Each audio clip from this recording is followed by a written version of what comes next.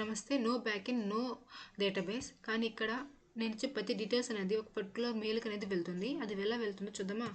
అయితే మనం రాసిన ఒక కోడ్ అనేది గిట్హబ్లో పోస్ట్ చేశాక గిట్హబ్లో నుంచి లైవ్ డెమోలోకి వెళ్ళాలి. ఇక్కడ చూడండి, నేను లైవ్ డెమోలోకి వెళ్ళి నా డీటెయిల్స్ అనేది నేను సబ్మిట్ చేసి ఇచ్చి సబ్మిట్ చేస్తున్నా.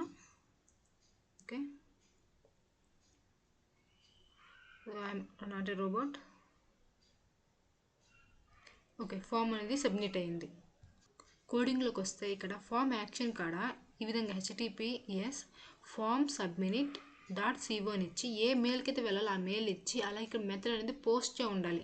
ఓకే, ఇక్కడ టైప్ ఈక్వల్ టెస్ట్ మెయిల్ ఇవన్నీ తెలుసు కదా. ఇక్కడ name equal to name equal to email. అంటే దేనికోసం ఇస్తామంటే నేమ్ అనేది ఖచ్చితంగా ఉండాలి, లేదా కన్ఫ్యూషన్ అవుతుంది అనమాట. ఓకే, అలాగే ఇక్కడ థ్యాంక్ యూ అని ఒక మెసేజ్. ఓకే, ఒక సబ్మిట్, అంతే. కోడ్ ఏమీ లేదు. ఇక్కడ ఈ ఒక్క దాన్ని జస్ట్ కాపీ అండ్ పేస్ట్ చేసి మెథడ్ ఈక్వల్ టు పోస్ట్ అని ఇచ్చిస్తే మనకి ఆ మెయిల్ అనేది మనకు వస్తుంది. ఇక్కడ చూడండి, ఈ విధంగా వస్తుంది అనమాట. Name, email, purpose, subject, message అనేసి.